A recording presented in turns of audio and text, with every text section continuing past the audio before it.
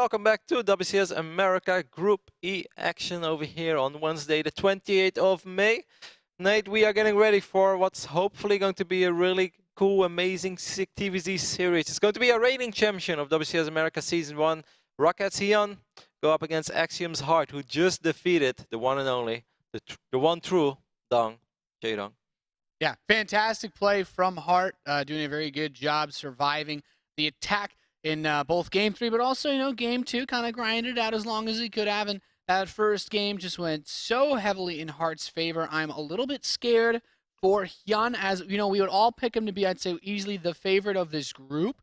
A lot of people probably root for J-Dong as well, but not too many people would go into this saying, yeah, Hart should definitely get out here. But I think now he definitely, after that game, poses a serious threat to HyuN's throne in this winners match. I do think so as well. We are playing these games on the North American server, as HyuN, as some of you may know and some of you may not know, is living in Düsseldorf right now in Germany. So NA is like the fair middle ground, and if anyone ever wants to play on the NA server, then it will always happen, because we are, of course, part of WCS America. So it might be a little bit more latency for Hart. It's going to be hard to split as good as he did as previous games. I'm still blown away by those splits on merry-go-round against J-Dong. That was awesome, but that almost, but just not enough holding against J-Dong on Frost. I thought it was going to be really sick. Like, actually, in the break, like, we're still talking about it. I thought it was really cool. Either way, our players are almost ready. We are ready, and we are currently being loaded in to our winners match. Is it going to be Rockets HyuN, who does what a reigning champion is supposed to be? Or is Axiom Hart, I want to say, wow. that sounds like a scary play as well. Or is it going to be Axiom's Heart, who will advance, I would almost say, against all odds of this group? Yeah, and I was looking at that WCS rank for HyuN, number 2 worldwide. He's played pretty damn well in that Season 1 championship, definitely helping him out quite a bit. But as you guys can see, we're loaded in. It's time to kick off our winners match here at WCS America Group E, spawning in the top left position as our blue Terran player who just defeated J-Dong, representing Axiom Esports. It is Hart. Who's number 1? Is it MC? I think it might be. I'm not actually sure. But I would say that HyuN has outperformed MC in all the this year for sure, yeah. I don't know if it's anybody in GSL or anything. Yeah, maybe they get more points. Yeah. Who knows? Who knows? His opponent in the top right position, the red Zerg player representing Team Rokat after defeating Jim, finds himself here. It is HyuN. And I always love getting to see HyuN's games, always love being able to cast his games, because he brings just an interesting flavor to every series he participates in. Even when he was, seemingly down and out in that first game on Frost against Jim, he still managed to use some, some sneaky tactics to bring himself back in. Yeah, he definitely did. I mean, HyuN is a champ. It's so awesome to follow. It's been so awesome to follow his journey, basically, from being a true online hero, from just winning online tournaments, grinding every Friday, every Saturday, every Sunday. He was playing the Go for StarCraft 2s, the Zotac Cups, the Playhams. That's all that he was doing in 2010, 2011. He has won a ridiculous amount of small online tournaments. It's a little bit of a cliche, and it's a small shout out to Drake, but if you're talking about someone who truly started from the bottom within StarCraft 2, he wasn't having a big name for himself, didn't have any deep runs in the GSL. He just started playing all those online tournaments, and he grinded, and then eventually he caught his big break, started traveling, started doing well in the GSL as well, and from that point on, he's just been all over the world. And we made jokes about it earlier today, but if there is a tournament, there's a very, very big chance that HyuN is part of it, because he just doesn't take a break. The guy keeps on going, and he keeps on making fantastic runs. Yeah, it's like the best way to put it is, instead of listing the tournaments he plays in, try to find the ones he doesn't, because there's very few of them. I guess the only one's WCS Europe and GSL, because he's playing in America. if he could, I'm sure he'd find a way. Yeah. He'd find the time of day. Just finished my Europe group. Okay, guys, time to play my NA group. Yeah, if HyuN would have played in WCS Europe, he would have been truly the first player to play in all 3 regions, because he played in Korea as well, and then switched over to America last season in WCS Season 3, 2013. Either way, we see the extractor go down. So far, everything is very standard, of course, but it was a command center first for Hart, correct? Yep. Command center first, barracks, gas. He actually put his first supply depot on the low ground. Hart looking to get probably the fastest possible wall off that he could have for his natural expansion. on Frost, there's really not a whole lot of space to cover, so pretty reasonable choice from him. Could be weak if he gets Baneling busted, though, just because he won't have a wall by his barracks. Command center going up on the high ground, like you said, but I guess he will be fine. He's going to scout eventually, I assume.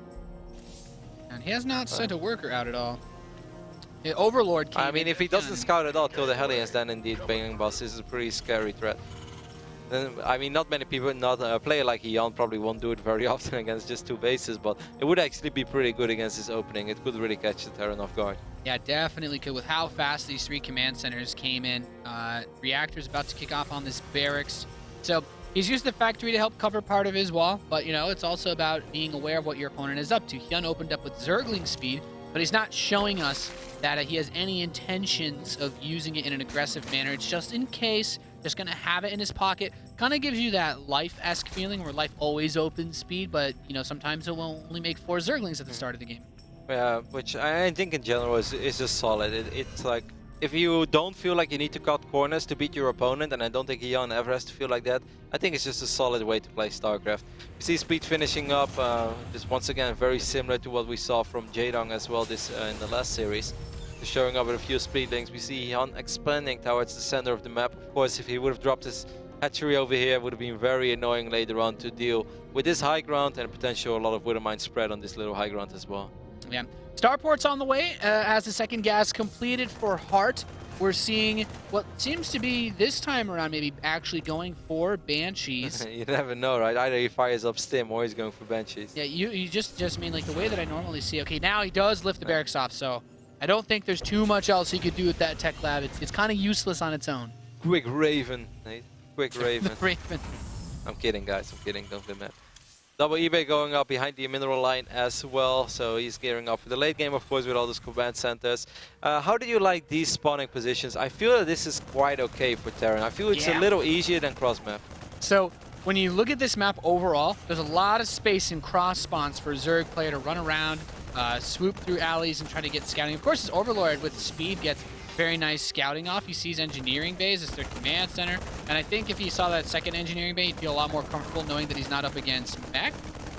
Overlord will die, but you know, back to your question, when you have these spawns, it's very easy for the Terran player to keep creep on the Zerg player's half of the map because that Xel'Naga watchtower is not far away from the third base at all.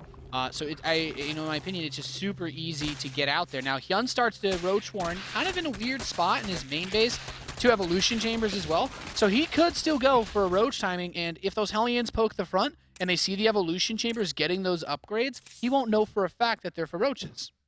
Just a single Banshee right now on the north side of the map. I'm a little bit surprised by the timing of the Roach Warren as well. And now we see +1 missile techs being researched as well. So like you said, if I would have seen what I saw so far from Heart, I kind of expected just Muda Ling Bane from HyuN. But something you touched on earlier today already very briefly is that HyuN used to just play this crazy style. Look at the barracks explosion, by the way. Sweet Jesus, he's thrown down 7 racks at the same time. That's a lot of racks. Yeah, that is a lot of racks. But HyuN has this cool style as well, where he just kind of maxes out on Zerglings, Banelings, and Roaches. I casted so many games with him last season when he was trying to make his way into WCS America in Challenger League. He played a couple of games, I think it was against the Hack as well in on Newkirk Precinct, and that's you know, a relatively silly map in my opinion. But HyuN has provided us some really cool games where he just like his supply just explodes, and out of nowhere he has like 200 supply of Roach, Ling, Bane, and he just keeps reinforcing, keeps macroing, and keeps injecting. And it's just a ridiculous amount of units, and it's a real swarmy style. It's very fun to watch. But once again, Hart has shown us earlier today that if something is a little off, he often makes the correct snap decision. Yeah, this time around from HyuN, he's doing what is similar to the way that Jaedong opened. Like he's going for these Roaches, but he didn't throw any Roaches away in the early game. He didn't throw any Zerglings away. He's just going straight for this 1-1 attack. Of course, Hart already has his 2-2 upgrades incoming as that Viking is shoot away. I want to give a shout out to this Banshee as well. I mean, she's just been chilling. This Banshee, see lazy, go. Go home, Banshee. I mean, I guess eventually keeping it alive can be nice, because against his Zergling, Baneling style, if HyuN is going to do it, and a lot of links. Look at the creep tumors, by the way, as well. Shout out to 17 creep tumors being spawned at the same time.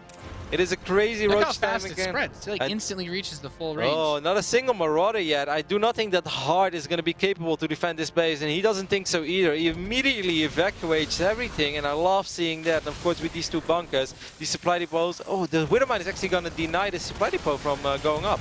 Yep, this is a huge amount of roaches coming in for HyuN. He loves this push so much, moving into the natural now. That bunker's still alive. He still has a reasonable amount of bio to try to hold this ramp with, and I think that repair seals the defensive deal for Hart. You know, it's really crazy to think how fast he went up to 8 barracks, but that is actually a very nice way to deal with this because he says, all right, maybe I won't have as many medevacs, I won't have as many anything else, but I'm sure as hell going to have enough bio to stop any roach push you make. And how cool was that? Because when those roaches were over here, it's like he only has 21 Marines, and by the time these roaches show up in the natural, there are like 4 Marauders standing over there. It's like, well, that changes everything. You know, those 2 Widowmines, those 4 Marauders, worth their weight in gold. So many roaches went down. Let's take a look at the production. This is so similar to Jaedong's game as well. Now it's 1600, 3200. That game it was 1500, 3500. Hard is making a lot of correct snap call decisions so far today. Yeah, I love it. Immediately, like, doesn't even try. Yeah, I have a bunker over here, but I'm not going to be stubborn. I'm not going to try to defend that base. I just evacuate my SCVs, put myself in a good defensive position, and I let my bio ball grow, and then I'll move out. HyuN realizing that just Zerglings and Roaches is not going to cut it, drops the Baling Nest. Yeah, this is the difference between, you know, we saw the way that Jaedong played, and he's still going to try to make another big Roach Ling push, but this is a pretty scary number of Marines. Will the Roaches be able to overpower him? I don't quite think so. He's got a really nice spread suddenly on this army as he continues to press forward, but those Widowmines softening up this Roach count, and, you know, 4 medevacs as well, giving a lot of healing power to this. The rallying reinforcements are coming down from the natural expansion. HyuN has done a nice bit of damage, but it's not enough to break this. Man, I want to start opening 8 barracks now. Hard is playing out of his mind so far against some of the best Zerg players in the world. He hasn't done it just yet, but I can't really see this going wrong for him anymore. He's playing really fantastic. That looked a little dicey there, but I love how that Overseer died. I'm not sure if that was, you know, a little bit of luck or skill, but like those additional 3-4 Widowmines got a couple of massive shots off. Well, if that Overseer would have been still around, then those Widowmines would have never burrowed and actually get those shots off. But in the end, you know, the 2-2 bio again pushing out so much damage.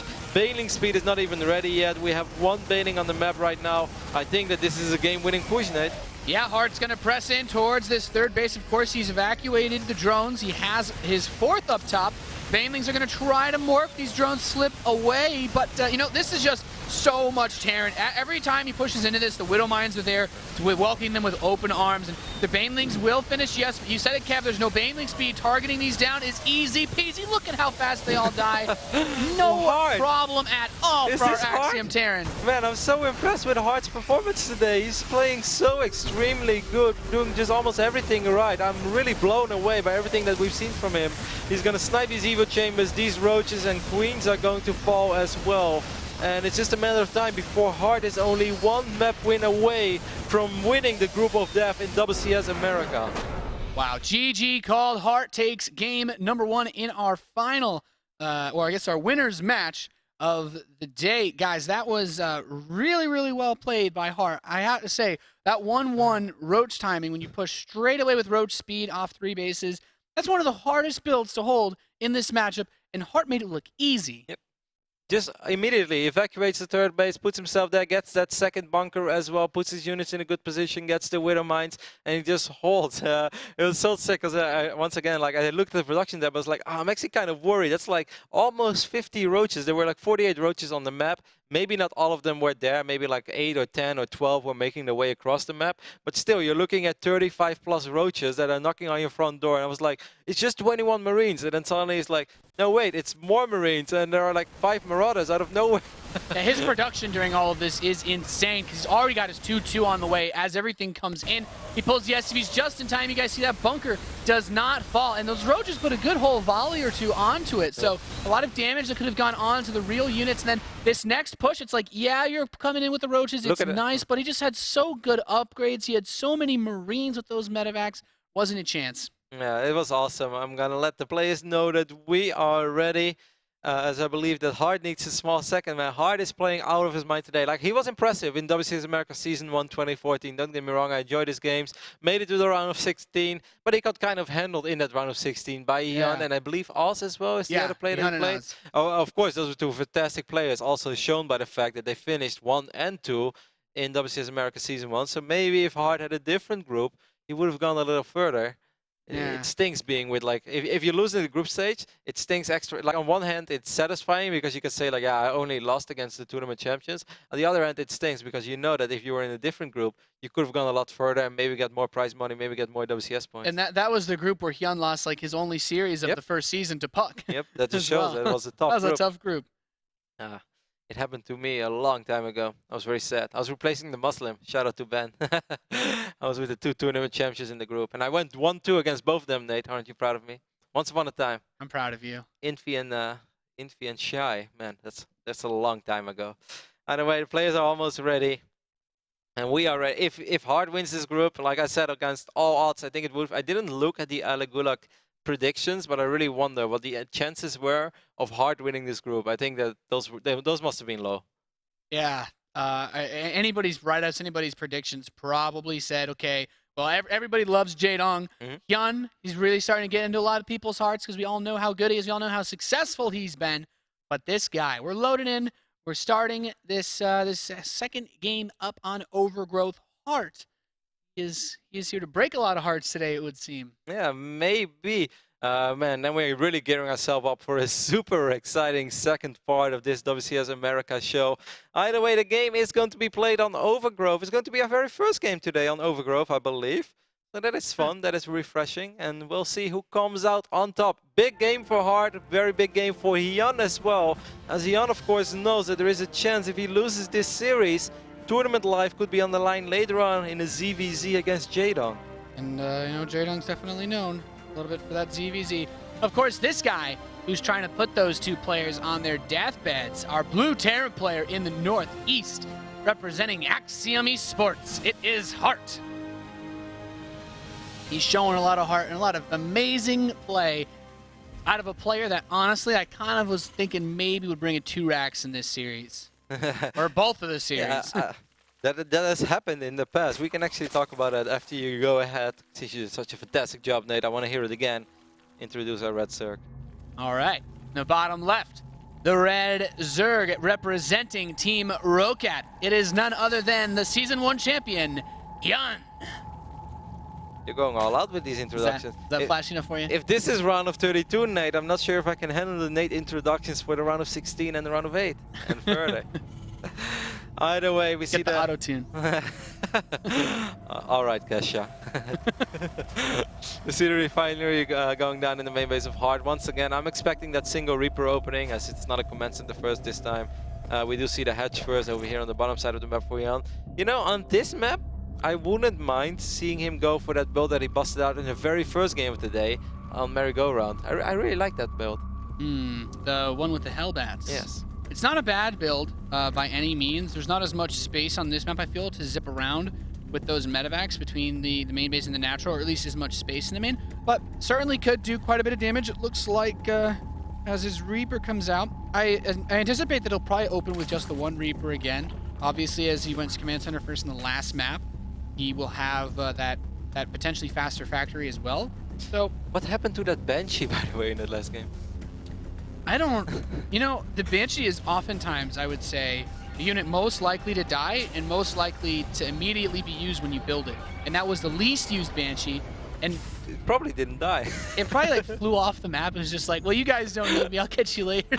We'll figure it out in the next commercial break, guys. We're gonna get the answer to your question. What happened to the Banshee?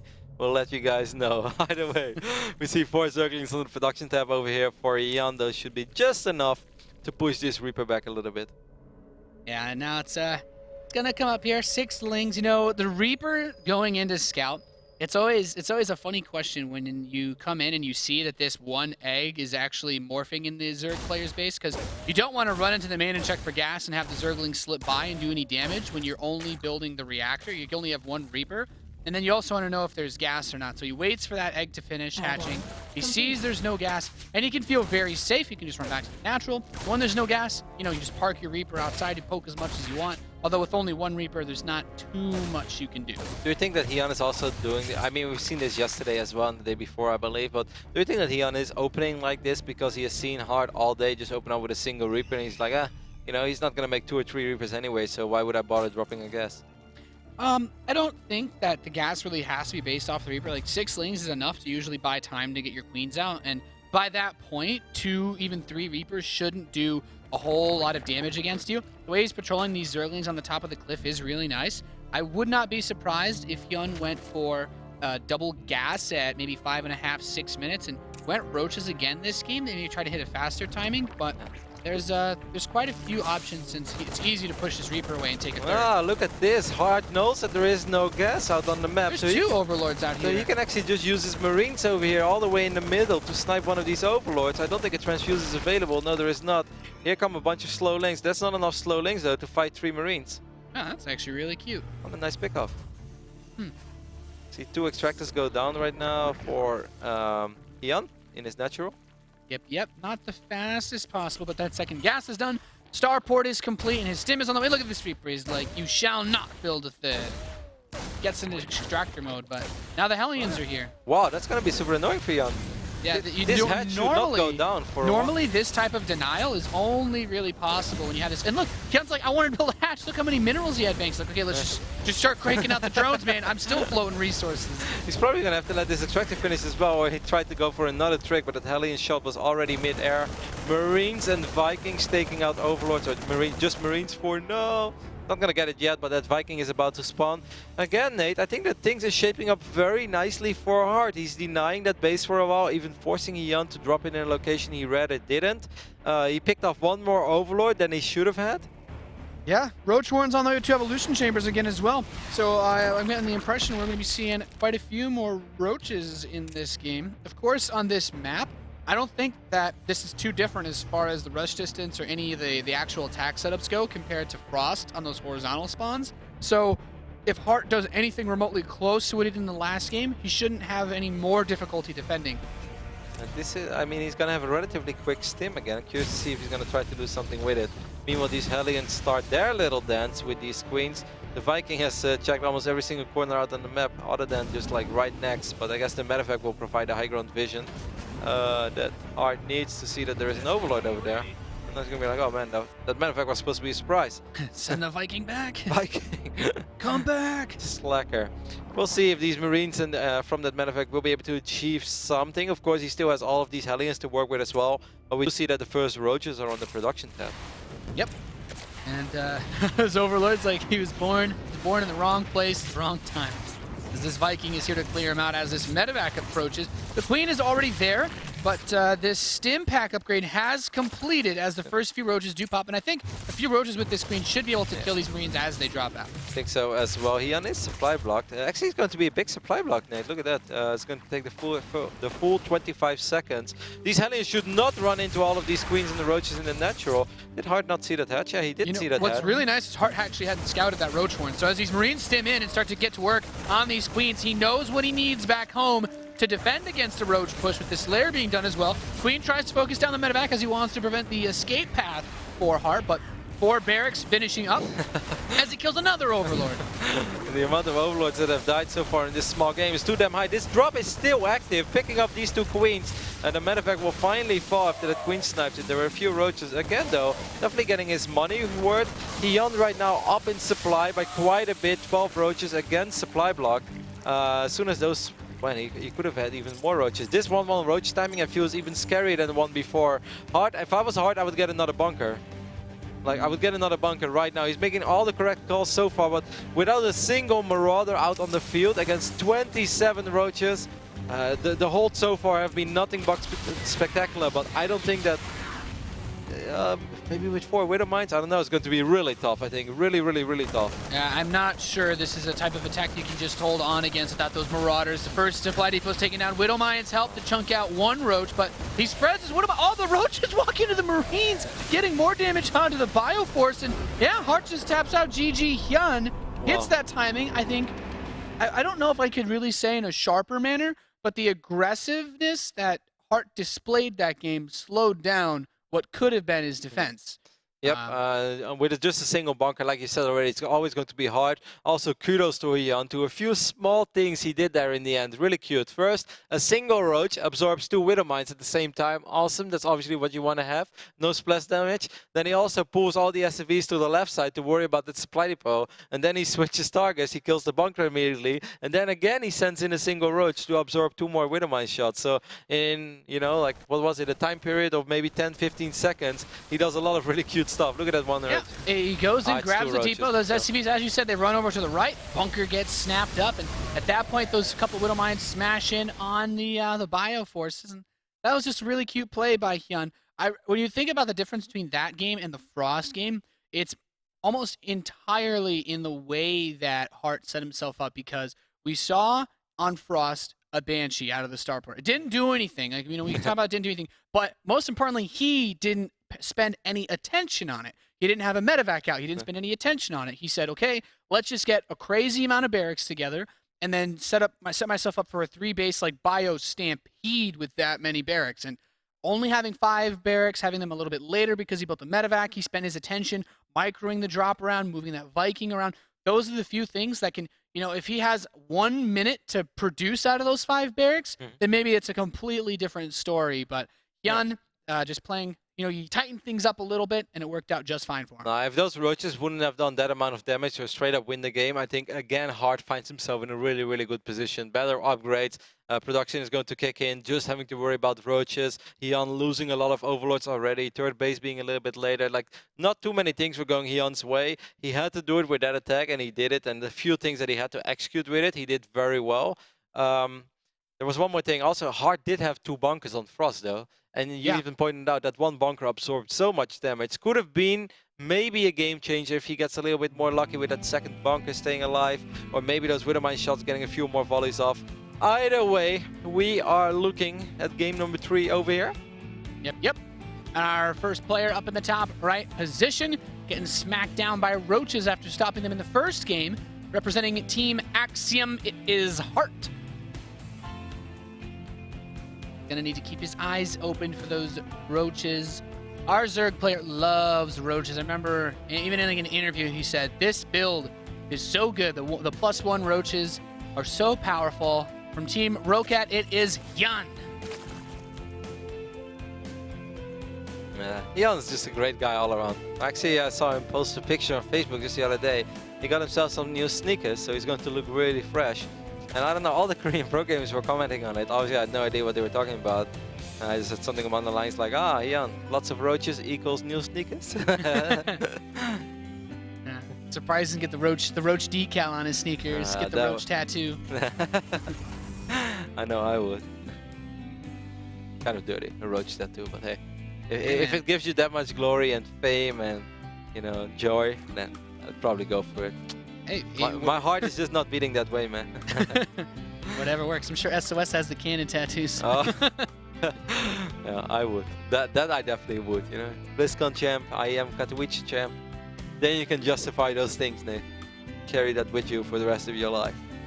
Either way, we see another hatch first over here for HyuN, followed up by the spawning pool. It will I wonder if it is going to be a single Reaper again for Hart. This is the least popular map to open up with a Reaper, but I guess he's still going to go for it. Just that one single happy little Reaper. Yep. Already, that barracks is in a good position. You just plop that reactor down right when that Reaper completes. And Overlord will see all of this, so nothing really to worry about too much for HyuN, as this map is much smaller as far as the air distance goes. There's a little bit less randomness in terms of what you can scout, space to hide stuff, and then obviously unlike Frost, it's 2-player. Yep, definitely so. What are you expecting? And I mean, in the past, big Roach Bane plays have been quite popular on this map. Do you think that it's possible that HyuN would bust something out like that with tournament, well, not tournament live on the line, but with so much on the line?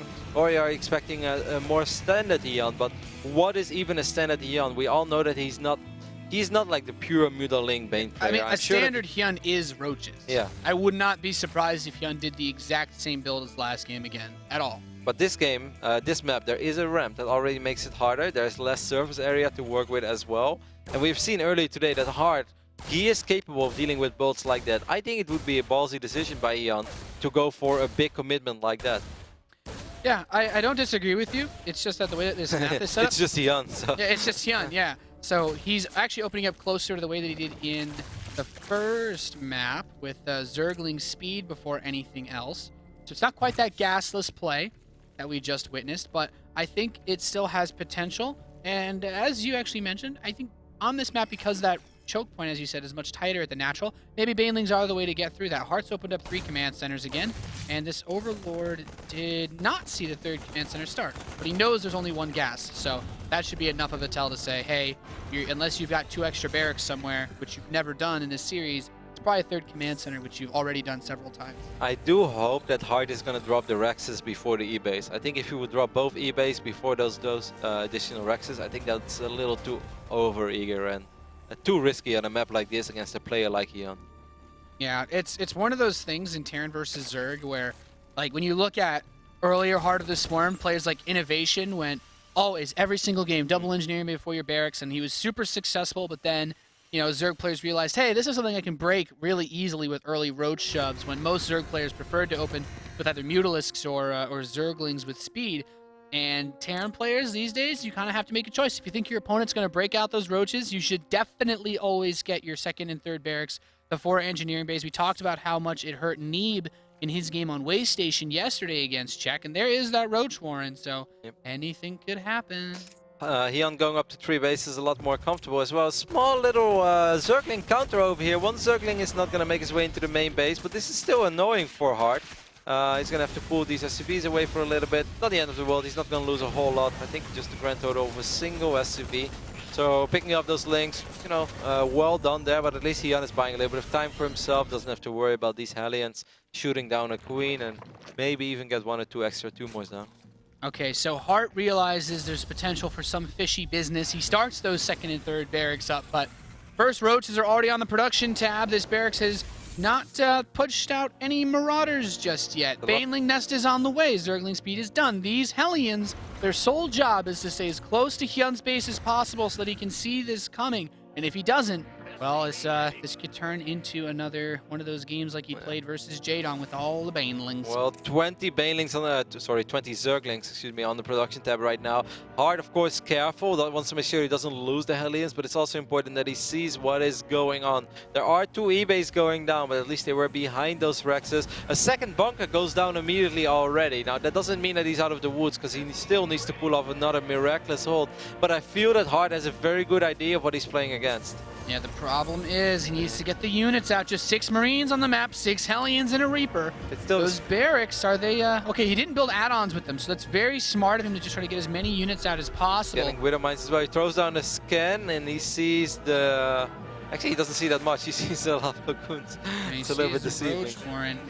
That's not really enough. He's abandoning the low ground as well. That's kind of smart. Yeah, he's going to let everything soak up these hits, and you know, if he spends all the Banelings on this, then that's nice, because it buys him a little bit more time to hold on to his main base. That's pretty sick. What a sick call by Hart. And he's got Widow Mines at the top of this ramp, but of course that means his natural being forfeit. A lot of times... Still a big loss. Yeah, a lot of times you can see Banelings built behind this, but he doesn't really have quite the gas. He's just going to get his lair and add on drones. Yeah, which I don't mind as well, because I think if HyuN is going to try to push the issue too hard, he would lose too much. I think it's a smart play by Hart. It's very easy to overextend in this position, you're right. But like, it's a smart play by Hart, but it's still going to be relatively tricky for him to secure his natural. Of course, he can still drop the mules, but he's going to mine out that 1 base so ridiculously quickly. Just drones on the production tab now as well. What a weird way of this playing out, you know, with all those bunkers, 1 Marine left in it, soaking up a few Banelings. In the end, you would say that, you know, with HyuN backing up when he did, doesn't want to stay too long on this side of the map either. I guess he's afraid of Stim and Medifacts. Is this okay for Hart? Well, thing is, Hart has a good amount of units to try to do stuff with. He has not yet gotten out any Medivacs, though, so immediately getting on the offensive, he's going to have to wait. The reactor just finished on his factory. He could swap it over, start putting out those Medivacs. But making a direct push with the way that this creep is spread would still be a bit bold, because, you know, there's a reasonable amount of Zerglings, Roaches, and Banelings waiting on the other side. This Orbital Command is making its way over to the gold base. That is a little ambitious as well. There is a single Zergling taking control of this Eldar Watchtower. Overlords are heading to the main to perhaps get another scout or see what is going on. Map vision right now obviously in favor of HyuN. Look how beautifully he has spread units all over the place. It's going to be hard to surprise. Here comes that Overlord. It is going to drop some creep. What? Hey, fix. All right, guys, noted. We'll let Blizzard know for you. Don't worry. That was, I think, if there was like one frame you could exploit to get it to land before it registered that there was creep, he found it. Either way, it is just because it landed doesn't mean that it's actually going to be up and running and comfortably mining for a while. 1-1 is about to finish up, and soon the real production is going to kick in for hard as well. I think how HyuN has just waited a little bit on purpose, or he's just like, you know, I'm going to pretend for you that it's safe to drop your mules, or maybe he doesn't want to drop the mules, but to transfer SCVs to that base, and then he's going to strike immediately. Either way, there is a Spire on the way. It's halfway done right now. Of course, upgrades on those Munolisk are going to be extremely late, so I don't think it's that scary, but then again, this is HyuN. There are 79 Zerglings on the map. That is kind of scary.